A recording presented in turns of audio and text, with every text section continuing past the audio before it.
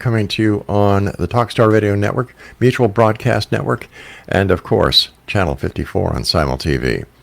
Exonation, my guest this hour is Beverly TROUT, and we're going to be talking to Beverly, who is a lifelong abductee experiencer and a 28-year member of MUFON. Joining me now is Beverly TROUT, and Beverly, welcome to the X Zone. Good evening. Good to be here. Tell us a little bit more about yourself, Beverly.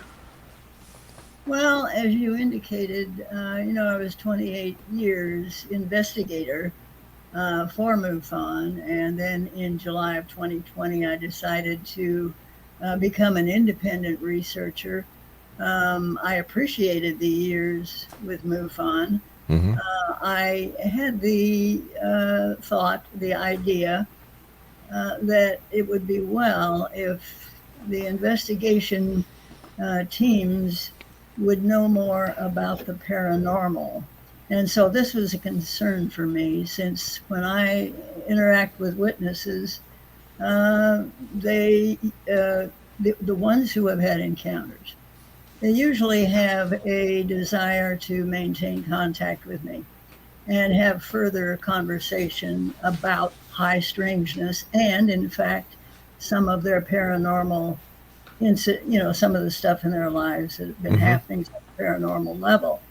And so this really led me to want to take out on my own and interact. And I'd always had a lot of private cases come to me directly anyway, instead of going through MUFON.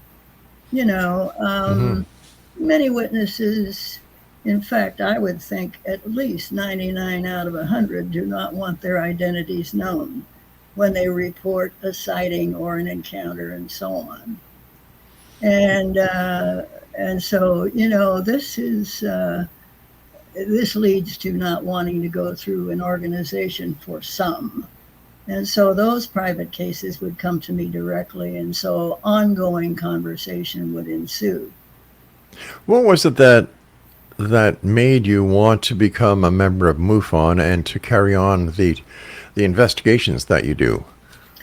Well, for many years, I sort of shoved aside whatever faint awareness of UFOs that might have kind of crept into my dreams or whatever. And finally, actually first in 1967, we had a sighting at the farm. I was married to a farmer for many years, Rob. And we had a dairy operation. Mm-hmm. And there came a Saturday night before Easter, as a matter of fact, of that year of 1967. And it was what I would call late dusk. I had come into the barnyard from the barn. We actually had a milking parlor. My husband then came into the barnyard, and we observed a light that began to move very slowly at an angle across a creek that ran by our cattle lots.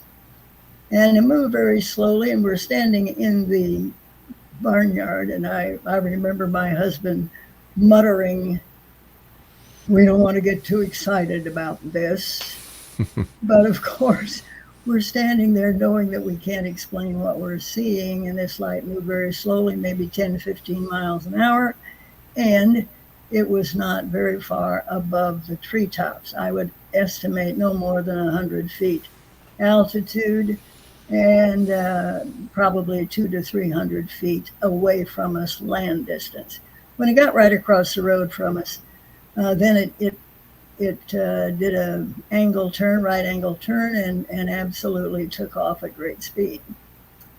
So this was kind of interesting, and the next day, the milk hauler came to pump the milk from our 1,000-gallon tank.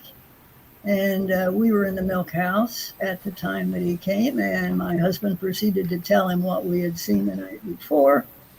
And he proceeded to tell us that about 3.5 miles away from us at another farm, something had landed down on the railroad tracks back of those buildings.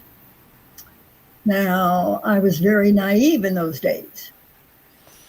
I'm talking 1967. And so a day or two later, I went to that farmhouse, and the wife was home. And so I'm asking what was seen, and she said, "Oh, we didn't see anything." And of course, I learned very quickly at that time in 1967 that, there were many who did not want to talk about such things. So that was kind of a big trigger. But, even then, out on the farm and with a family and so on, you can shove things aside. Actually shove an element of reality aside. So, it wasn't until 1991 in the fall that I became a member of MUFON, and it was as if a switch had turned on in my mind somewhere. Don't ask me how that was affected, how that was brought about, but it did. And then I read a book or two, and I had already been interested in the paranormal from the 1960s. So a little of the UFO stuff had crept into my awareness, But it was like a switch turned on. And so in 1992, as I sat at my dining table, I thought to myself, investigations are where it's at. And that's, the trigger, really. All right, so you had the sighting in 1967 at your farm, a dairy farm, which means there's a lot of cows there. Right. And then the farm down the way from you also had seen this craft, but it landed on the railroad tracks. Am I correct? Well, from the way it was related. Now, this is a bit of speculation on my part. I think what we saw might have been in the nature of, because it didn't look like it was large. It was a light.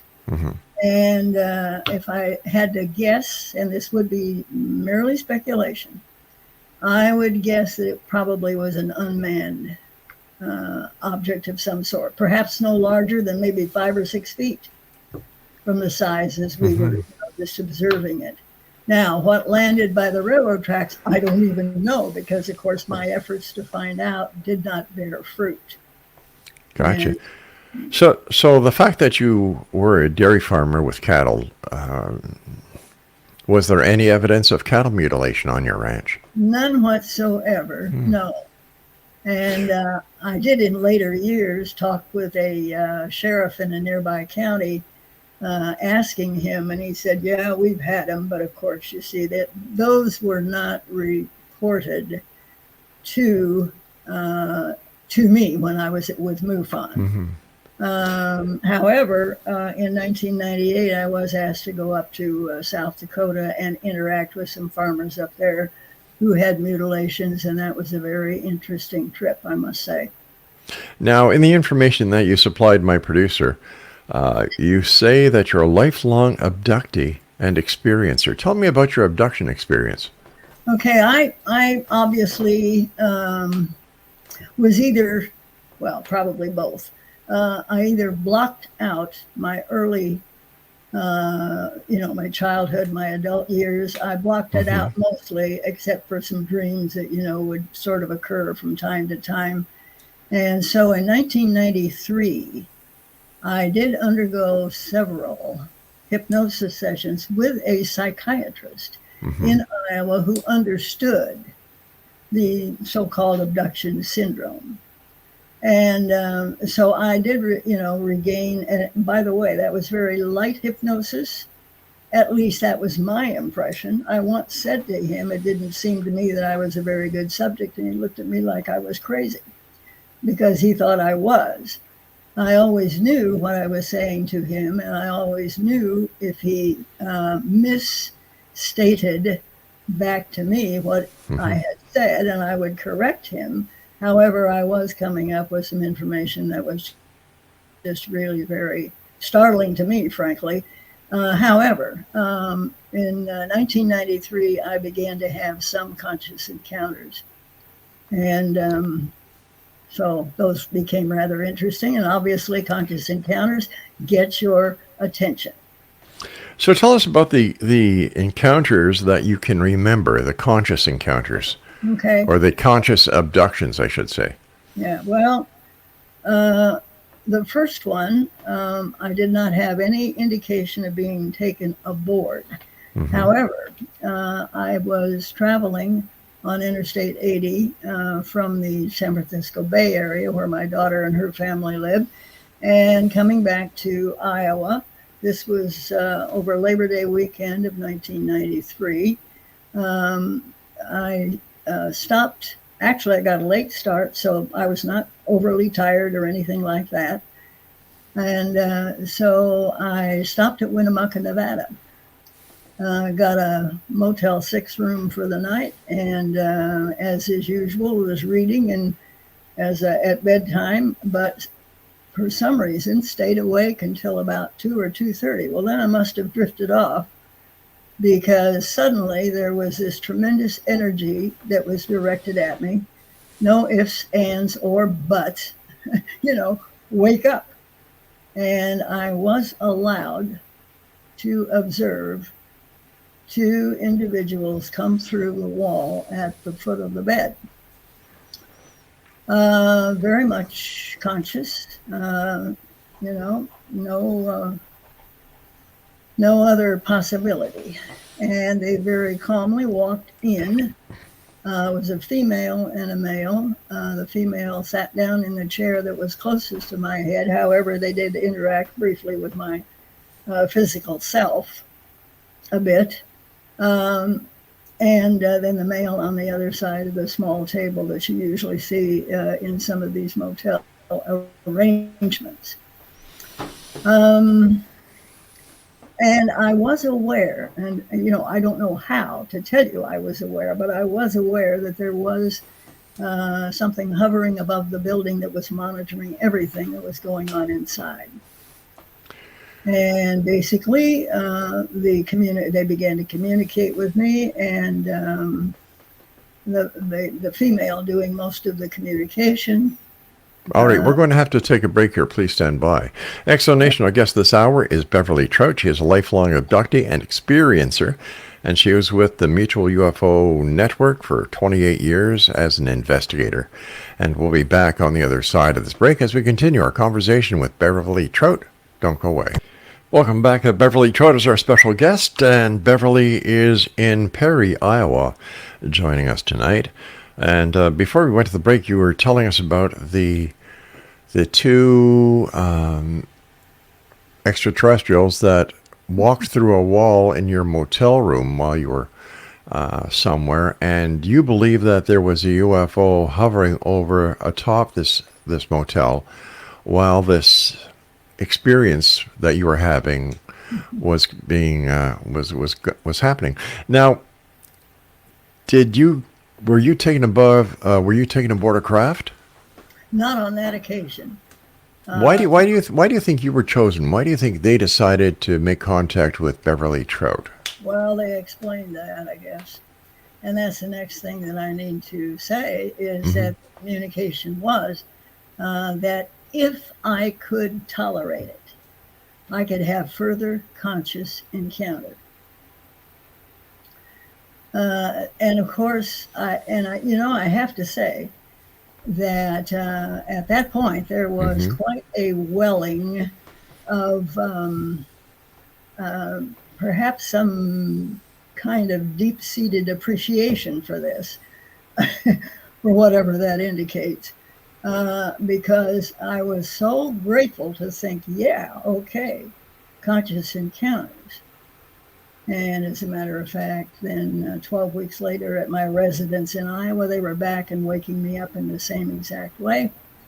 And, I was taken on another, and this time, yes, I was, it was for more of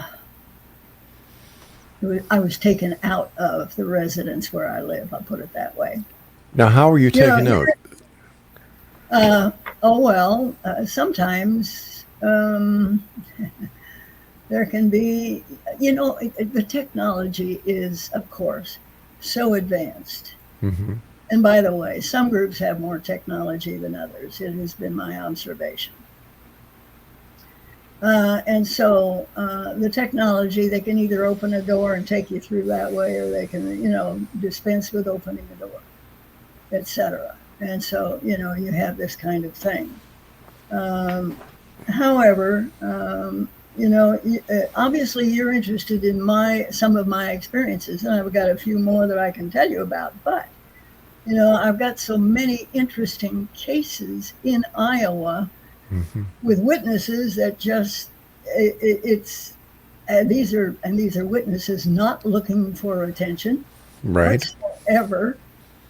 And there's some really startling cases that I've been involved in. So I don't mean to take all the time talking about myself. Well, you see, the reason I brought you on the show is I wanted to hear about your experiences, your abduction, your lifelong experiences.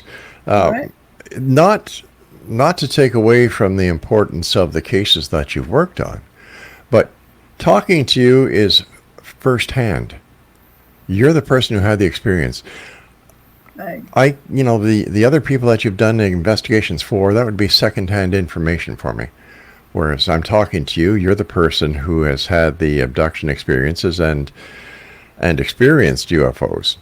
So this is why right now I'm more interested in you than I am in the cases that you've worked on. And I'm sure our audience is as well, because it's not hard for people to pick up books and read about experiences that other people have had. But to have the ability to talk to somebody like yourself who has actually had contact, they're rare. So that's why I'm very interested in your case as an experiencer and an abductee.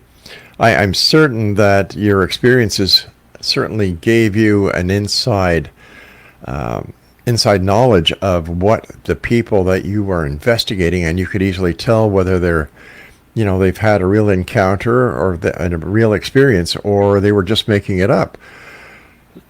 Right. So what did you learn from all the abductions that you had? What did you learn? What did you see? And did you bring back any evidence from any of your experiences? I don't know of anyone who really has been allowed to bring back evidence. Okay. And when they have tried. I had one witness, for instance, who was taken to the moon at least twice in 2021, basically to show him bases up there. And the closest, he said, the transporter that was to bring them back, he recognized somebody on the transporter. Well, that's as close as he got, but anyway, he was conscious during that encounter and so on. And but with this gentleman who went to the moon a couple of times, how do we know that he really went there, that it wasn't a dream? Yeah, right. I understand what you're saying. And actually, with with most witnesses, not all, because maybe some of them have some, cell phone photos or whatever, some video to show. But with any, what we're listening to as investigators is their perception of what they have seen or been subject to.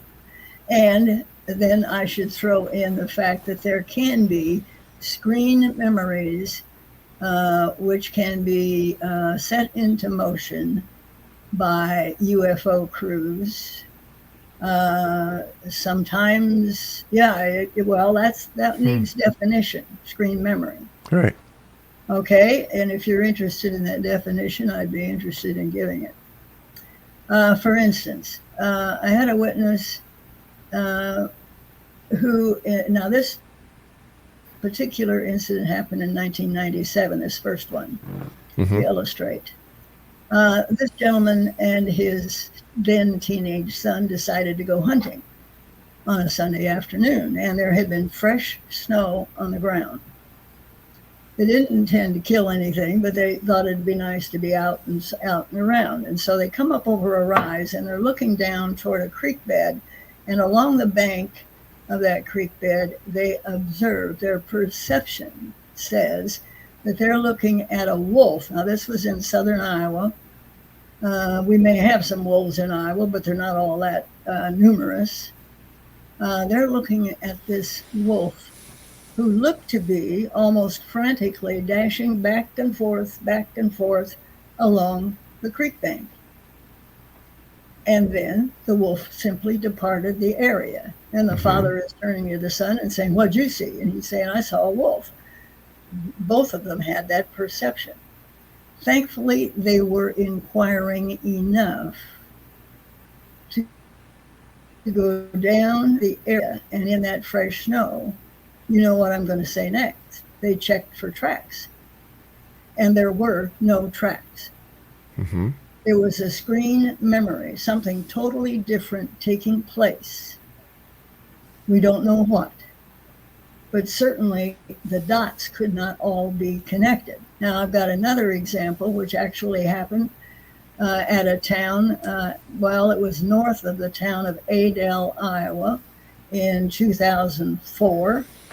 A couple had been out of state on a short weekend vacation, and they were back on their way back home, southbound, at about 2:30 in the morning.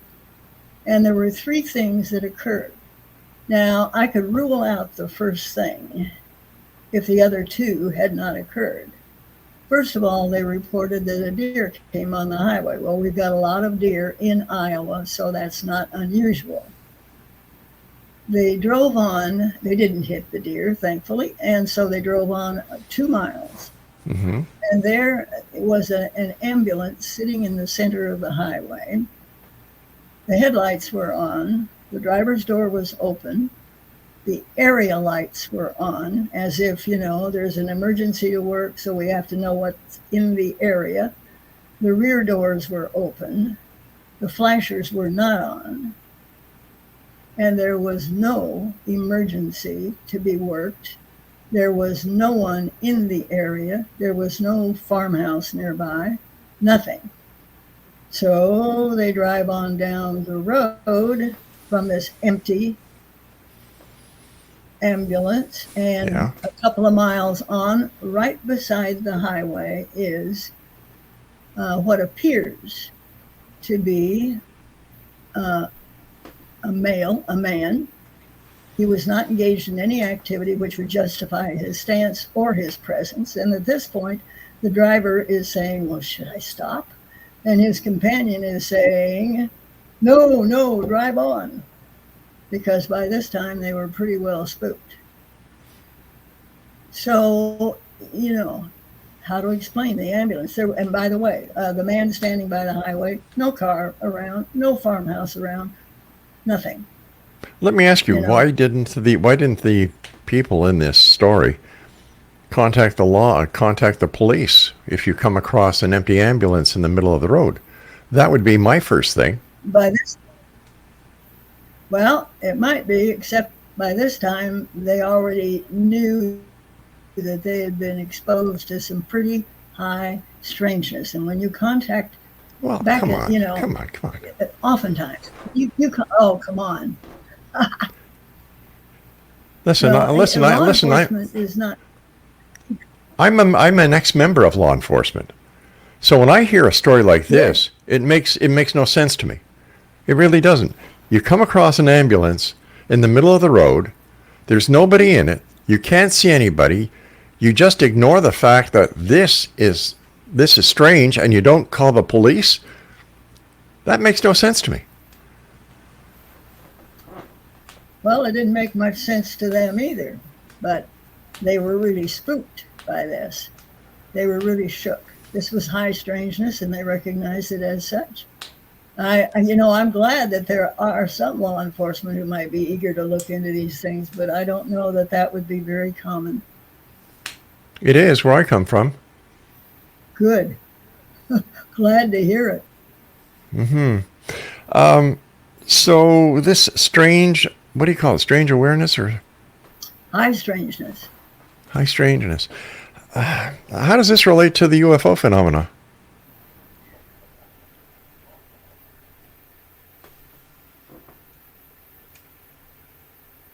Well, I would say that it is engineered, orchestrated. by a technology, that appears to be considerably advanced from our own. And so this would seem to fit very well into the UFO scenarios. You were with MUFON for 28 years. Why did you leave? Well, I had become interested in the 1960s in the paranormal, and I saw it as I saw the paranormal as a really important component. Could be a very to know about when you're investigating with people, because after all, many witnesses, I would say most that I've interacted with, have the paranormal in their lives. If they've got the UFO, if they're having sightings, and if there's anything repeated here, more than once and so on, they're involved in both. And so it seemed to me that investigators needed to be involved in more deeply understanding the paranormal themselves. And I didn't necessarily see in 2020 that, MUFON was, necessarily very willing to go in that direction. And so, I just thought it was better, since I already had private cases anyway, and on an ongoing basis. All right, stand by. I've got to take my break at the bottom of the hour. X Zone Nation, our guest this hour is Beverly TROUT. And Beverly and I will be back on the other side of this short break. Don't go away. Beverly TROUT is with us. And Beverly, what do you think the connection between the paranormal and UFOs are? Well, it's obvious to me in the investigation process that you can have the paranormal, these ETs, they have consciousness technology, in other words, paranormal, as well as physical technology. That seems to be very obvious. And of course, there can be the strictly paranormal incidents that can be very interesting as well. And then you can have incidents where there's both the paranormal and alien related as well. A friend of mine, I tell about an incident to illustrate this. I'll call him Ken. Ken is now deceased. But back in the mid-90s in the Des Moines, Iowa area, there was a small group of us who, I'll use the term, played around with remote viewing. And so on a Sunday afternoon, we would meet, and then, we would have some, each of us maybe would contribute a blind target and put it in a sealed envelope, and, then somebody else would try to remote view and name what the target was. Blind target, meaning that, nobody knew what target they were targeted on. In other words, what subject they were targeted on. And Ken was really very good at this. And so I knew then his capabilities and so on. Ken had been back to a conference on the East Coast, and he was in the Boston airport preparing to board the plane coming back to Des Moines. And knowing Ken, I wasn't a bit surprised when he called me the next day and told me what had occurred. I was not surprised to hear that he had placed himself on the plane among the very first to board, and that he marched himself back to the very back row of the plane and sat down so he could scan those that were coming on board.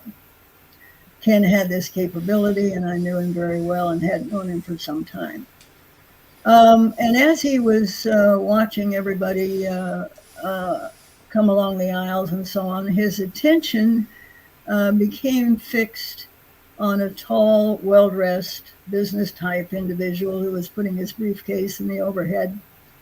And in that same instant that Ken's attention became fixed on him, he suddenly realized that he was looking at a full reptilian alien. Now, in that same instant, immediately, the individual putting his briefcase in the overhead looked clear to the back row of the plane, and Ken forgot about it until the next day when he was in the supermarket with his wife. And then, of course, he called me and told me what had occurred. Now, obviously, that individual did not want his identity space intruded upon. And so he temporarily induced the forgetfulness. Now, this is consciousness technology at work. Mm-hmm. And so, you've got the paranormal, frankly, on the side of Ken himself, and then on the side of the alien. So, you've got the dual thing going here. It's an interesting thing. And Ken was, I think, got a little more education that day. Why is it that aliens only interact with certain people instead of interacting with everyone? What are they afraid of? I don't know that fear or their being afraid necessarily, enters into it. Actually, I can go back to being farmer's wife and that sort of thing, and the fact that we were interested certainly for our dairy herd in certain bloodlines, and I can surmise, I can speculate that maybe there's an element of that. And on the other hand, who knows? It's their decision, obviously, to make. And it does appear that they are interested in our reproductive systems and so on. All right, if they are so highly advanced and if they are so intelligent, why would they need the abduction scenarios to keep on going? Why do they need to abduct so many people when abducting one male and one female would give them all the answers they need? Well, we might ask, why do they care about us? I ask, why do people really care about them? Yeah. Well, if we think in terms of energy, we all live in a sea of energy, and it appears to me that energy does not stay at home. Right now, for instance, you're emanating energy and I'm emanating energy. Mm-hmm. Okay. To reinforce, it doesn't stay at home. Energy emanates. It moves. Okay. Yeah. So, and their warnings have been very, actually rather plain. To some abductees, they said, you're misusing energy on this planet. And of course, all we need to do is remember about Fukushima, for instance, which has been emitting radiation ever since March of 2011, every second of every day, from 3 reactors that, Sure. But here's my question, okay? Yeah. No disrespect.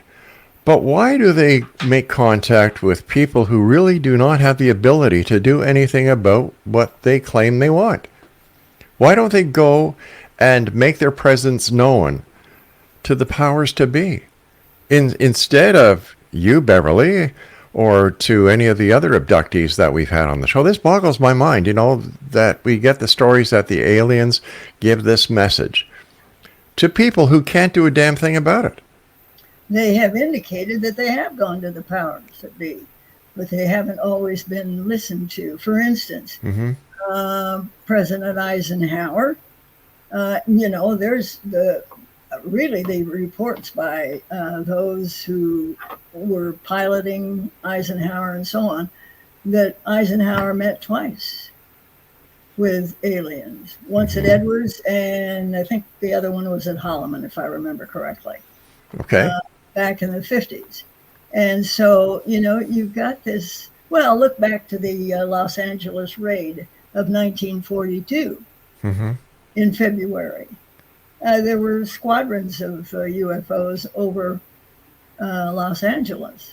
Well, I think the word squadrons is a little exaggerated. Well, all night long, there were hundreds, if not thousands, of witnesses to flyovers. I don't mean maybe 20, maybe 30. I don't know.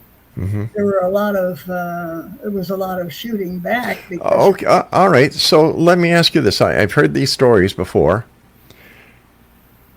With today's technology that we have, how come no experiencers or abductees come back with any evidence to prove their stories are legitimate?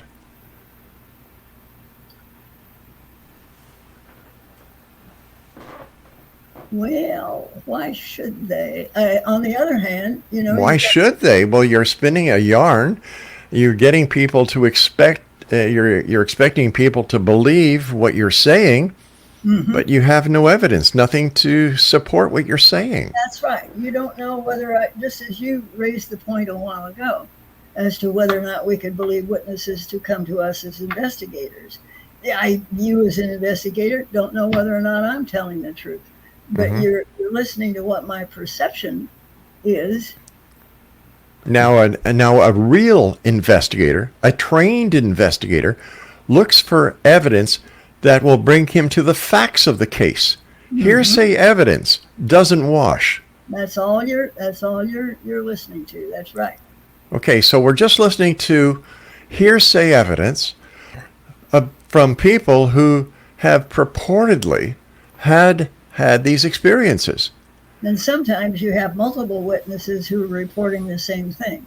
But there's many times where these witnesses really do not have any idea what they're looking at. And the paradola system kicks in. Yeah. Well, of course, if they don't know what they're looking at, they're very puzzled, and they think it's strange. Sure.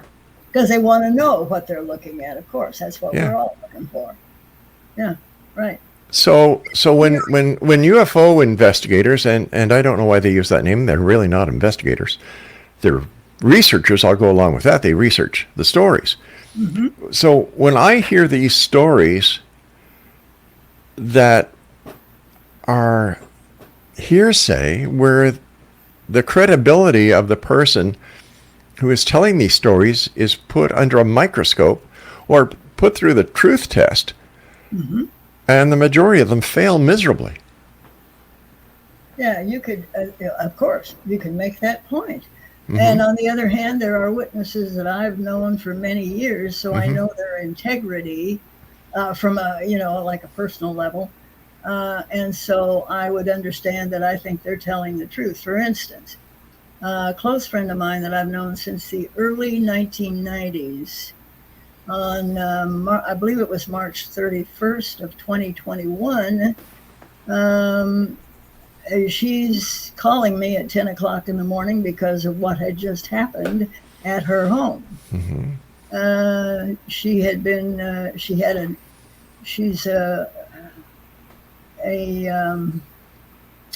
extremely clean housekeeper, but she had 17 cats and 4 dogs. And so there was great care in the feeding and the cleaning and all this sort of thing. And it's amazing what her house looks like. You wouldn't know it unless you saw all of them, which of course. All right, my producer is telling me I have to take my final break, so please stand by. Beverly TROUT is our guest, and we'll come back and find out about this event of March 31st, 2021 when we return. Don't go away. Right. Coming up in the next hour, Exonation, Oberon Zell is going to be joining us, so we're going to be talking about wizardry and folklore and cryptozoology. That's the next hour here in the X Zone. Our guest this hour is Beverly TROUT. And Beverly, before we went to the break, we were talking about a lady that you know who had an experience on March 31st, 2021. She's a super clean person, except she has a bunch of dogs and cats. She called you up to share an experience with you. Go ahead. Right. And apparently this had happened. She usually gets up about 6:15. And she's a very organized person. So what had occurred, 3 rather tall humanoids had come into her home as she was feeding her cats one by one, and were asking her advice on how to care for the cats specifically. At least that was her perception on as far as I think the dogs were left out of it. And so she's explaining and talking as she's going around, and now you have to understand at this point. Okay, think of a governor on a school bus, which allows the school bus to go a certain speed, certain miles per hour. Okay. Okay, the same thing can be applied and has been applied both on myself and apparently on her in order to keep the calm. In other words, to allow the spectrum of one's mental and emotional spectrum to just, be able to operate along a certain path and not to get out of hand and anybody, start getting shook up to the point of violence or anything like that. At any rate, so she's explaining about the care. Obviously, they wanted to know. And this went on because it's a long process when she feeds her cats. She doesn't, you don't feed them all at once. You give certain foods to certain cats, et cetera, et cetera. And she's explaining all this. And then she's calling me and saying it was like a haze in the house, but she was being followed all the time and the inquiries were being made and she was providing the information. They obviously, or at least I would speculate strongly, they had some animals in their possession and they wanted to be sure that they could care adequately for them. That's not, by the way, I had heard of a case that another researcher, an American Indian PhD, R.D. Six Killer Clark, had heard an account similar to this from a witness on a reservation. Someone who had the care of horses and was really, cared a lot about horses as well as cared well for them, and was approached by an ET and said that they had problems. They had horses in their environment, wanted to know how to best feed them and care for them. And so that particular witness who interacted with R.D. Six Killer Clark gave the information and so on. So, but that's the only other case I've ever heard of, that is along this line of giving advice on the care of animals and so on. Prior to 1967 and you having your first experience, were you interested in UFOs and the paranormal? Well, in 66, people that I was acquainted with started talking about UFOs, and I said, sure, they exist. It was as if I had no question in my mind, but I emphasize that, my memories had been squelched, stifled. So were you a sci-fi fan? No, as a matter of fact, I do not. Sci-fi turns me off totally. Why? For instance, I've never watched Star Trek. Don't want to, and never will. Wow, that's blasphemous. Yeah, sure. But I've got enough high strangeness in my own life that I, for some reason, no, I don't. That's fine that other people are interested. But I want nothing to do with it. Absolutely nothing. Well, most UFO investigators that I've talked to over the many years doing this show, they tell me that the aliens, are just like they are in Star Trek. They don't want to interfere with what's going on here. They have the non-interference clause. There's the Federation. So I just thought maybe that you were part of that organization where they believe in Star Trek and everything that Gene Roddenberry thought about. No, and the only reason I even knew the name of Gene Roddenberry is because I was in the UFO arena, so to speak, and I heard others talk about him. Other than that, I would never have known that there was any, I would not have known who initiated Star Trek. Beverly, I want to thank you so much for joining us tonight. It's been a pleasure speaking with you. And X-Zone Nation, our guest this hour has been Beverly TROUT. Well, on a scale of 1 to 10, I give this one a 2. And the only reason I'm giving it a 2 is because she seems like a nice lady. Do I believe what she's saying? Not in the least.